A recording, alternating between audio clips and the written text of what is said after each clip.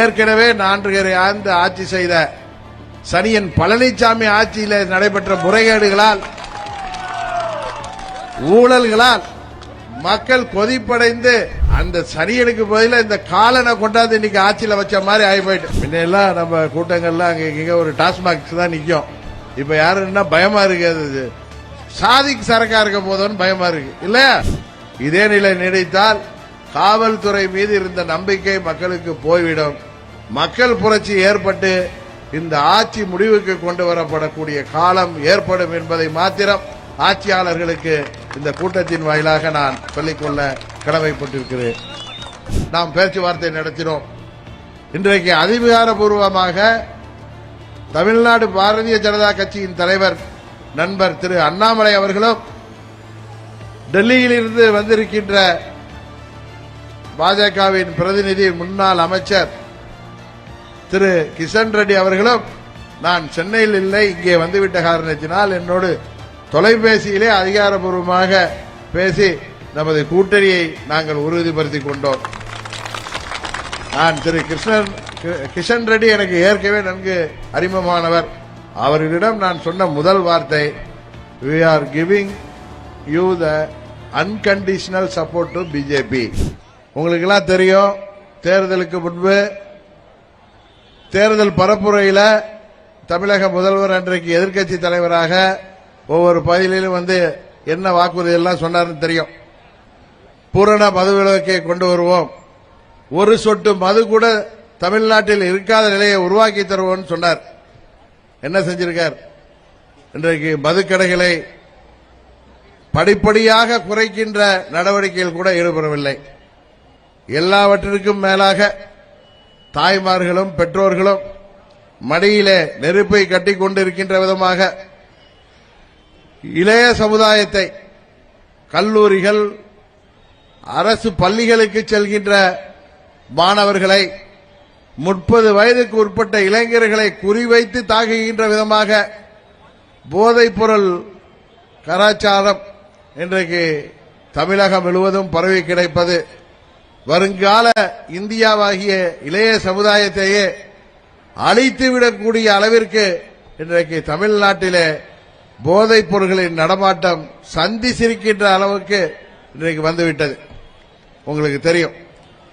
இன்னும் சொல்ல போனா திமுகவின் தேர்தல் அறிக்கையில் 179வது தேர்தல் வாக்குறுதி என்னன்னா, முதல் முறை தலைமுறை பட்டதாரிகளுக்கு அரசு வேலைவாய்ப்பில் முன்னுரிமை வழங்கப்படும். அவர் சொன்ன வார்த்தையே திருப்பி சொல்றேன். முதல் தலைமுறையா ஒரு வீட்டில இருந்து படிச்சு வர்ற பட்டதாரிகளுக்கு அரசு வேலை வாய்ப்புல முன்னுரிமை கொடுக்கப்படும் ஸ்டாலின் சொன்னார். சொன்னாரா இல்லையா? இளைஞர்களுக்கு ஆண்டுக்கு 10 லட்சம் பேருக்கு வேலை வாய்ப்பை உருவாக்கி தரேன்னு சொன்னாங்க. அதெல்லாம் செஞ்சிருக்காங்களா? வேலை வாய்ப்பு இல்லாமல், வேறு வழி இல்லாமல் மன கஷ்டத்திலே இருக்கின்ற இளைஞர்களை குறிவைத்து தாக்குகின்ற விதமாக போதைப் பொருள் விற்பவர்கள் அவர்களை குறிவைத்து தாக்குகிறார்கள். இளைஞர்கள் ஒன்றும் புரியாத வயதிலே அந்த போதைப் பொருளுக்கு அடிமையானால் அதனால் அந்த இந்தியாவின் வருங்கால தலைமுறையாகிய வருங்காலத்தை இந்தியாவை அடுத்த கட்டத்திற்கு கொண்டு செல்லக்கூடிய இளைஞர் சமுதாயம் இன்றைக்கு சீரழிந்து கொண்டிருக்கிறது. இப்ப மது போதையில சீரழிவர்களை கூட மீட்டெடுப்பதற்கு வழி இருக்கு. ஆனா போதைப் பொருள் கலாச்சாரத்தில் போதைப் பொருள் பழக்கத்திற்கு அடிமையானவர்களை காப்பாற்ற முடியாத அளவிற்கு அந்த போதைப் பொருள் எந்த அளவிற்கு பாதிக்கிறதுங்கிறத நிறைய இளைஞர்கள் பாதிக்கப்படுவதை நாம் பார்க்கிறோம். இது உண்மையிலேயே இந்த ஆட்சியாளர்கள் உடனடியாக அவசர கதியில போர்க்கால அடிப்படையிலே நடவடிக்கை எடுக்கப்பட வேண்டிய ஒரு தமிழ்நாட்டை அச்சுறுத்துகின்ற விஷயம் போதை கலாச்சாரம். அதுல உங்களுக்கு தெரியும், தொலைக்காட்சிகள்ல பத்திரிகைகள்ல டெய்லி பார்த்திருக்கீங்க. கிட்டத்தட்ட இந்த திமுக ஆட்சிக்கு வந்த பிறகு தமிழ்நாட்டில் எத்தனாயிரம் கோடிக்கு போதைப் பொருட்கள் எல்லாம் புழங்கப்பட்டதுன்னு அந்த நார்கோட்டிக் பியூரோல இருந்து அதிகாரிகள் சொல்கிறார்கள். இன்னும் சொல்ல போனா நாமெல்லாம் வருத்தப்படுகின்ற அளவிற்கு, வெட்கப்படுகின்ற அளவிற்கு திமுகவின் ஒரு முன்னாள் நிர்வாகிய அவர் பேர் என்ன, ஜாஃபர் சாதிக், அவர் இந்த 3-4 ஆண்டுகள்ல கிட்டத்தட்ட 3500 கோடிக்கு மேல போதைப் பொருள் கடத்தல்ல ஈடுபட்டிருக்காருங்கிற தகவலை பார்க்கிறோம். அந்த சாதிக்கை பத்தி தொலைக்காட்சிகளை பார்க்கிறோம், பத்திரிகைகளை பார்க்கிறோம். முதல்வர் ஸ்டாலினோட ஈஸியா போய் நின்று போட்டோ எடுத்துட்டு இருக்காரு. என்ன மாதிரி புகைப்படங்கள் வெளிவருது? திரு உதயநிதி ஸ்டாலின், சகோதரி கனிமொழி மற்றும் அவங்க குடும்ப உறுப்பினர்கள் மாத்திரம் இல்லாம திமுகவில் இன்றைக்கு முக்கிய புள்ளிகளாக இருப்பவர்களோட எல்லாம் ரொம்ப சகஜமாக பழகக்கூடிய அளவுக்கு ஒரு முன்னாள் நிர்வாகி, அதுவும் அயலக அணியின் நிர்வாகியாக இருந்தவர். 2013 அவர் போதைப் பொருள் கடத்திய வழக்கில் கைது செய்யப்பட்டவர். அவரை எப்படிதான் அந்த பதவியில் வச்சிருந்தாங்களோ, அவர் எடுக்கிற படம் யார் இயக்குறாங்கன்னு உங்களுக்கு தெரியும். அவர் இந்த திமுகவோடு ஒன்றட கலந்த ஒருவராக உலா வந்து கொண்டிருந்தவர் என்பது உண்மை. அவருடைய தம்பி திமுக கூட்டணி கட்சியாகிய விடுதலை சிறுத்தைகள் கட்சியில நிர்வாகியா இருந்திருக்கார். அவரும் தலைவரானார். இன்னைக்கு அண்ணனை பிடிச்சிட்டாங்க. தம்பியை பத்தி இன்னும் தகவல் வரல.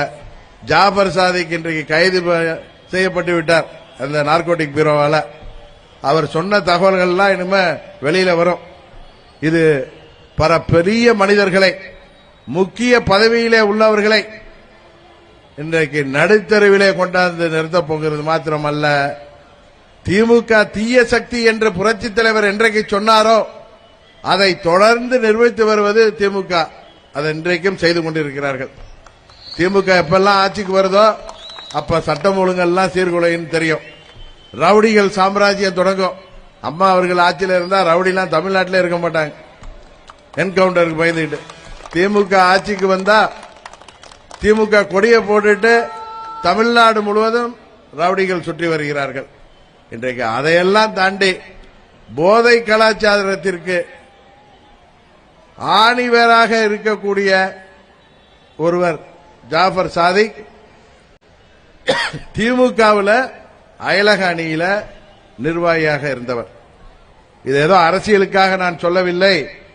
நானும் ஒரு குழந்தைக்கு தகப்பன். இங்க வந்திருக்கவங்க எல்லார் வீட்லயும் குழந்தைகள் இருக்கும். இந்த விலைவாசி உயர்வு, வேலையின்மை, வேலை தட்டுப்பாடு, கொரோனா போன்ற கொடிய நோய்கள் தாக்கத்தால பொருளாதார தட்டுப்பாடு, விலைவாசி உயர்வு, அரசாங்கத்தோட தவறான நடவடிக்கைகளால சொத்து வரி உயர்ந்திருக்கு, ஊழல் நடவடிக்கைகளால பல்வேறு தவறான நடவடிக்கைகளால ஏற்கனவே 4 ஆண்டு ஆட்சி செய்த சனியன் பழனிசாமி ஆட்சியில் நடைபெற்ற முறைகேடுகளால், ஊழல்களால் மக்கள் கொதிப்படைந்து அந்த சனியனுக்கு பதிலாக இந்த காலனை கொண்டாந்து இன்னைக்கு ஆட்சியில் வச்ச மாதிரி ஆகி போயிட்டு. தமிழ்நாட்டு மக்கள் கொஞ்சம் அமைதியா இருக்கும். தமிழ்நாட்டு மக்கள் எனக்கு அவர் பாயிண்ட் கொடுத்துட்டு இருக்காரு. வேற ஒண்ணு நீங்க ஒண்ணு சாதிக்கு சப்ஜெக்ட்லாம் ஒண்ணு யூஸ் பண்ணல. அது மக்களே ஒழிச்சிருவாங்க. கொஞ்சம் அமைதியா இருக்கு.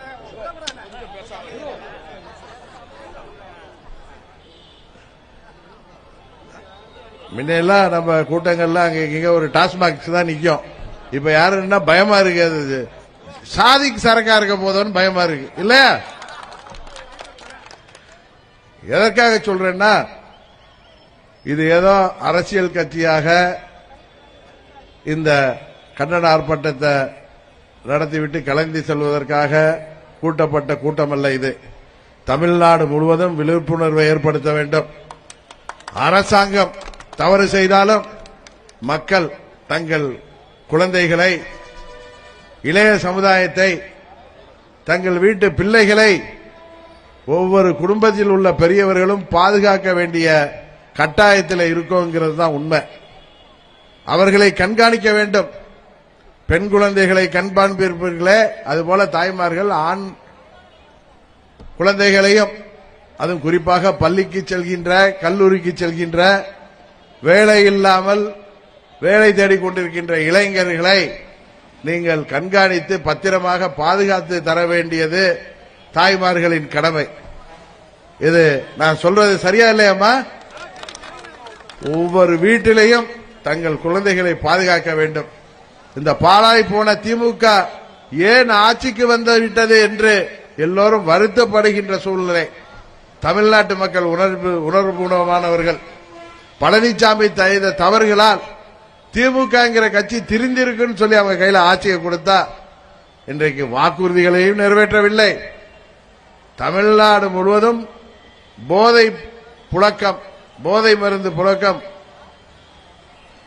எல்லோரும் நம்மை பார்த்து கைகொட்டி சிரிக்கின்ற அளவிற்கு இன்றைக்கு இந்தியாவையே உலுக்குகின்ற அளவுக்கு தமிழ்நாட்டில் அங்க போனா 100 கோடிக்கு பிடிக்கிறாங்க. இன்னைக்கு கூட எங்கேயோ, இன்னைக்கு கூட நான் பார்த்தேன் புதுக்கோட்டையில 35 கிலோ. இது டெய்லி வருது இத்தனை கிலோ. இப்பதான் காவல்துறை கொஞ்சம் உஷாராயிருக்கு. ஏன்னா ஆட்சியாளர்கள் மீறி அவங்களால ஒன்றும் செய்ய முடியாம இருந்திருக்கலாம். இனி அவர்கள் இதே நிலை நீடித்தால் காவல்துறை மீது இருந்த நம்பிக்கை மக்களுக்கு போய்விடும். மக்கள் புரட்சி ஏற்பட்டு இந்த ஆட்சி முடிவுக்கு கொண்டு வரப்படக்கூடிய காலம் ஏற்படும் என்பதை மாத்திரம் ஆட்சியாளர்களுக்கு இந்த கூட்டத்தின் வாயிலாக நான் சொல்லிக்கொள்ள கடமைப்பட்டிருக்கிறேன். இது ஜனநாயக நாடு. ஏற்கனவே தெரியும், ஊழலுக்காக கலைக்கப்பட்ட ஒரு ஆட்சியாக திமுக ஆட்சி இருந்திருக்கு 76ல். அதுபோல 91ல் தெரியும், ஜனவரி 30 இந்தியாவின் இறையாண்மைக்கு எதிராக செயல்பட்டதால் கலைக்கப்பட்ட ஆட்சி. இனி வருங்காலத்தில் போதைப் பொருள் நடமாட்டம் அதிகரித்ததால் மக்களே வெகுண்டெழுந்து இந்த ஆட்சியாளர்களை பதவியிலிருந்து நீக்கினார்கள் என்ற செய்தி வந்துவிடுமோ என்கின்ற உணர்வு எல்லார் மத்தியிலும் இருக்கு. எங்க பார்த்தாலும் போதை கலாச்சாரம், போதை மருந்து புழக்கம் அதிகமாகிக் கொண்டிருக்குது. இதை பத்தி முதலமைச்சர் நம்ம தொலைக்காட்சிகளிலும் பத்திரிகைகளிலும் செய்தி பார்த்தோம். காவல்துறை அதிகாரிகள் மீட்டிங்ல நான் ரொம்ப மென்மையானவன் தான், ஆனா இந்த போதை கலாச்சாரத்தை தடுக்கணும், இல்லைன்னா நான் சர்வாதிகாரியா மாறிடுவேன்னு சொல்றார். ஆனா இன்னைக்கு வாயே திறக்கல. முதலமைச்சர் எங்கெங்க டூர் போறாரு, என்னென்னமோ திறக்கிறாரு, என்னென்னமோ திட்டங்கள்லாம் தமிழ்ல மக்களை ஏமாத்துற வர மாதிரி கனவு திட்டங்கிறாரு. நீங்கள் நலமான்னு கேட்கிறாரு. போதை மருந்து புழக்கத்தெல்லாம் அனுமதித்து விட்டு இன்றைக்கு நீங்கள் நலமான்னு கேட்கிறாரு. நம்மளை பார்த்து வாக்களித்தீர்களே, நீங்கள்லாம் நலமா, உங்க வீட்டு பிள்ளைகள்லாம் நலமா என்று கேட்கின்ற அளவிற்கு முதலமைச்சர் ஒரு சர்வாதிகாரியாக செயல்பட்டு இருக்கார். ஏற்கனவே தெரியும், அவர் எதிர்க்கட்சி தலைவராக இருந்த பொழுது அரசு ஊழியர்களுக்கு, ஆசிரியர்களுக்கு, போக்குவரத்து தொழிலாளர்களுக்கு பழைய ஓய்வூதிய திட்டத்தை அறிவிப்பேன் வந்ததும். இன்னைக்கு போக்குவரத்து தொழிலாளர்கள் படுகின்ற பாடு தெரியும், ஆசிரியர்கள் படுகின்ற பாடு தெரியும், அரசு ஊழியர்கள் படுகின்ற பாடு தெரியும். சம வேலைக்கு சம ஊதியம் என்று தமிழ்ல ரொம்ப அழகா பேசினார். இன்றைக்கு அதுக்காக ஆசிரியர்கள்லாம் போராடி அவர்கள் எல்லாம் எவ்வளவு துன்பத்திற்கு ஆளாகிறார்கள் தெரியும். அதுபோல கொரோனா நேரத்தில் உயிரையும் பணயம் வைத்து அன்றைக்கு பணியாற்றிய டாக்டர்கள், நர்சுகளுக்கெல்லாம் பணி நிரந்தரம் செய்வோம். நாங்க நீங்க அவங்க போராடினதும் மிரட்டப்படுவதுதான் மிச்சம். அரசு ஊழியர்கள் மிரட்டப்படுகிறார்கள், அவங்கள வித்ரா பண்ண சொல்லி ஆசிரியர்கள் மிரட்டப்படுகிறார்கள், போக்குவரத்து தொழிலாளர்கள் மிரட்டப்படுகிறார்கள். தொழிலாளர்களின் தோழன் சொல்லிட்டு இருக்கிற கம்யூனிஸ்ட் கட்சிகள் ஆளுங்கட்சிக்கு இன்றைக்கு கை கட்டி வேகம் புரிகிறார்கள். இன்னும் இந்த ஆட்சியில எதெல்லாம் கூடாதோ அதெல்லாம் நடக்க ஆரம்பிச்சிட்டு, பழனிசாமிங்கிற ஒரு துரோக சக்தியை விஞ்சுகின்ற விதமாக திமுகங்கிற தீய சக்தி இன்றைக்கு ஆட்சி செய்து கொண்டிருக்கிறது. இதற்கெல்லாம் ஒரு நல்ல முடிவு வர வேண்டும் என்றால் இந்த பாராளுமன்ற தேர்தலில் தமிழ்நாட்டு மக்கள் அந்த திமுக கூட்டணிக்கு தகுந்த பாடம் புகட்டுவார்கள் என்ற நம்பிக்கை எல்லோருக்கும் இருக்கு. அவர் முதலமைச்சர் ஸ்டாலின் சொல்வார், எங்க இதுல கூட்டணியை பாருங்க, பெரிய கூட்டணி, காங்கிரஸ் இருக்கு, கம்யூனிஸ்ட் இருக்குன்னு சொல்வார். காங்கிரஸ் ஆட்சி செய்கின்ற நமது கர்நாடக மாநிலத்தில் மேகதாது தரை கட்டுவேன்னு சொல்லி அவங்க ஒத்த காலில் நிக்கிறாங்க. அது உச்ச நீதிமன்ற தீர்ப்புக்கு புறம்பான ஒரு செயல்பாடு. அதை சோனியா காந்தி அம்மாட்ட சொல்லி அதை தடுத்து நிறுத்த முடியல ஸ்டாலினால. கேரளாவில் அது மாதிரி நமது மதுரை மண்டலத்துக்கு நீர் ஆதாரமாக இருக்கின்ற பெரியார் டேம அம்மா அவர்கள் கஷ்டப்பட்டு வாங்கி கொடுத்த 142 அடிக்கே தண்ணி தேக்க முடியல, அங்க அணை அடிக்கணுங்கிறாங்க. அதுவும் உச்ச நீதிமன்றத்துக்கு தீர்ப்பா அங்க அரசாங்கம் சட்டமன்றத்தில் சட்டம் ஏற்றுது. அதை எதிர்த்தும் ஒன்றும் செயல்படல. எப்பெல்லாம் திமுக ஆட்சிக்கு வருதோ அப்பெல்லாம் தமிழ்நாட்டு உரிமைகள் பறிக்கப்படுகிறது. காரணம், 10 ஆண்டுகள் ஆட்சி அதிகாரத்தில் வரவிடாம அம்மா அவர்கள் தமிழ்நாட்டு மக்கள் துணையோடு நிறுத்தினாங்க. அம்மா அவர்கள் மறைவுக்கு பிறகு நல்லவர் என்று நம்பி பழனிசாமி கையிலே ஆட்சியை கொடுத்தோம். துரோகத்தை தவிர வேற எதுவும் தெரியாத பழனிசாமி தமிழ்நாட்டு மக்கள் நலனெல்லாம் மறந்துட்டு ஆட்சி பொறுப்புல அமர வைத்தவர்களுக்கு துரோகம். அந்த பழனிசாமி ஆட்சியை எதிர்த்து நாம் போராடிய பொழுது உதவி செய்த நண்பர் பன்னீர்செல்வத்துக்கு துரோகம். இந்த பாழாய் போன பழனிசாமி ஆட்சியை நல்லவர்கள் என்று நம்பி காப்பாற்றிய மத்திய ஆட்சியாளர்களுக்கு துரோகம். துரோகத்தின் மீது துரோகம் என்று செய்து கொண்டிருப்பதால் அதற்கான பலனை உப்பை தின்றவன் தண்ணீர் குடிக்க வேண்டும் என்பது போல, வினை விதைத்தவன் வினை அறுக்க வேண்டும் என்பது போல அவர் உறுதியாக இதற்கெல்லாம் பதில் சொல்லக்கூடிய காலம் பழனிசாமிக்கும் நெருங்கிக் கொண்டிருக்கிறது. இந்த தேர்தலில் சீண்டுவார் இல்லாமல் பழனிசாமி இன்றைக்கு நின்று கொண்டிருக்கிறார். உங்களுக்கு தெரியும், வீடு வீடா போய் கூட்டணிக்கு பேசிட்டு இருக்கிற நிலைமையிலே அவர்கள் இருக்கிறார்கள். ஆனால் அம்மாவின் கொள்கைகளையும் அம்மாவின் லட்சியங்களையும் தொடர்ந்து அடுத்த நூற்றாண்டிற்கு கொண்டு செல்வதற்காக கொள்கை மறவர்களால் எந்த எதிர்பார்ப்புமின்றி லட்சம் தொண்டர்களால் உருவாக்கப்பட்ட அம்மா மக்கள் முன்னேற்ற கழகம் சட்டமன்ற பொதுத் தேர்தலிலும் பாராளுமன்ற தேர்தலிலும் வெற்றி பெற முடியாமல் போனாலும் இங்கே உள்ள தொண்டர்கள் தமிழ்நாடு முழுவதும் இந்த இயக்கத்தை வழிநடத்தி வருபவர்கள் இந்த இயக்கத்தை தொடர்ந்து தாங்கி பிடிப்பதால் இன்றைக்கு மத்தியிலே ஆளுகின்ற பாரதிய ஜனதா கட்சி அம்மா மக்கள் முன்னேற்ற கழகத்தோடு கூட்டணி அமைத்திருக்கிறது. சில கட்சியெல்லாம் உங்களுக்கு தெரியும், எங்களுக்கு இத்தனை சீட்டு கொடுங்க, இத்தனை சீட்டு கொடுங்க, இத்தனை கோடி கொடுங்க, இத்தனை பெட்டி கொடுங்கன்னு பேரம் பேசுற செய்திகள்லாம் உங்களுக்கு தெரியும். ஆனா அம்மா மக்கள் முன்னேற்ற கழகம் 6 மாதங்களாக பாஜக கட்சியுடன் கூட்டணி பேசிக் கொண்டிருக்கிறோம். அதுவும் ஜனநாயக முறைப்படி இங்கே தமிழ்நாட்டைச் சேர்ந்த முக்கிய தலைவர்களுடனும் டெல்லியிலிருந்து அனுப்பப்படுகின்ற பிரதிநிதிகளுடனும் நாம் பேச்சுவார்த்தை நடத்தினோம். இன்றைக்கு அதிகாரப்பூர்வமாக தமிழ்நாடு பாரதிய ஜனதா கட்சியின் தலைவர் நண்பர் திரு அண்ணாமலை அவர்களும் டெல்லியிலிருந்து வந்திருக்கின்ற பாஜகவின் பிரதிநிதி முன்னாள் அமைச்சர் திரு கிஷன் ரெட்டி அவர்களும் நான் சென்னையில் இல்லை, இங்கே வந்துவிட்ட காரணத்தினால் என்னோடு தொலைபேசியிலே அதிகாரப்பூர்வமாக பேசி நமது கூட்டணியை நாங்கள் உறுதிப்படுத்திக் கொண்டோம். நான் திரு கிஷன் ரெட்டி எனக்கு ஏற்கனவே நன்கு அறிமுகமானவர். அவர்களிடம் நான் சொன்ன முதல் வார்த்தை, we are giving you the unconditional support to BJP. ஏன்னா இன்றைக்கு கடந்த 10 ஆண்டுகளாக இந்தியாவின் வளர்ச்சிக்காக பாடுபட்டுக் கொண்டிருக்கின்ற பாரத பிரதமர் திரு நரேந்திர மோடி அவர்களை 3வது முறையாக பிரதமராக்குவதற்கு பல மாநிலங்கள் தயாராகிவிட்டன. தமிழ்நாட்டிலும் அவருக்கு ஆதரவாக பாராளுமன்ற உறுப்பினர்களை டெல்லிக்கு அனுப்பி வைக்க வேண்டும் என்பதற்காக அந்த கூட்டணிக்கு எந்த ஒரு நிபந்தனையும் இல்லாத ஆதரவை நாம் தந்திருக்கிறோம். சில பேர் சொல்லுவாங்க 2017 உங்களை அதிமுக இல்லாம செய்தாங்களே, நீங்கள் சுயேட்சையாக போட்டியிட்டு ஆர்கே நகர்ல குக்கர் சின்னத்தில் வெற்றி பெற்றீர்களே, பழனிசாமியை ஆதரித்தவர்கள் தானே, இன்னைக்கு அவங்களோட போய் கூட்டணி வைக்கிறீங்களான்னு இன்னைக்கு ஊடக நண்பர்கள் நான் புறப்பட்டு வரும்போது கேட்டாங்க. நான் சொன்னேன் 2017 அவர்கள் எங்களை புரிந்து கொள்ளாமல் இருந்திருப்பார்கள். இன்றைக்கு அம்மா மக்கள் முன்னேற்ற கழகம் இந்த டிடிவி தினகரன் யார் என்பதை அவர்கள் நன்கு புரிந்துவிட்டார்கள். அதனால் நம்மோடு கூட்டணிக்கு வருகிறார்கள். குறிப்பாக தமிழக பாஜகவின் மாநில தலைவர் திரு அண்ணாமலை அவர்கள் அம்மா மக்கள் முன்னேற்ற கழகத்தின் உறுதியான தொண்டர்களின் இந்த படையை அவர் சரியாக கணக்கிட்டு வைத்திருக்கிறார்.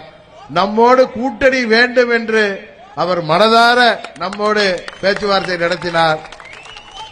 நாமும் அவர்களோடு நாட்டின் வளர்ச்சிக்காக, தமிழ்நாட்டின் வளர்ச்சிக்காக, ஊழலற்ற ஆட்சிக்காக மீண்டும் திரு நரேந்திர மோடி அவர்கள் பிரதமராக வேண்டும் என்பதற்காக எந்த ஒரு எதிர்பார்ப்பும் இன்றி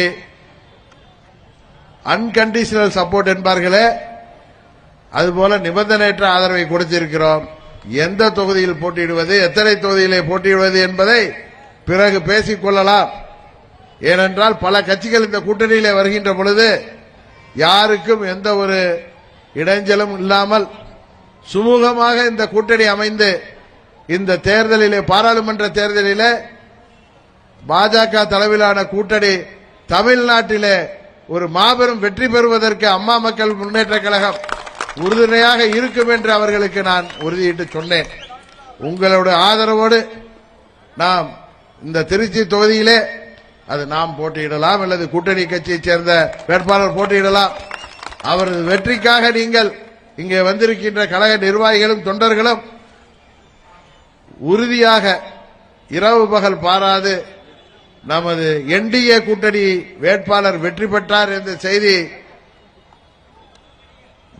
வர வேண்டும். அதற்காக நீங்கள் அலுவலும் இன்னும் 60 நாட்கள் 70 நாட்கள் உழைத்திட வேண்டும் என்றும் இந்த சந்தர்ப்பத்தில் கேட்டுக்கொண்டு, அம்மா மக்கள் முன்னேற்ற கழகம் தமிழ்நாட்டின் வளர்ச்சிக்கான இயக்கம் என்பதை இந்த தேர்தலிலே நாம் நிரூபிக்கின்ற விதமாக நாம் அனைவரும் செயல்பட வேண்டும்.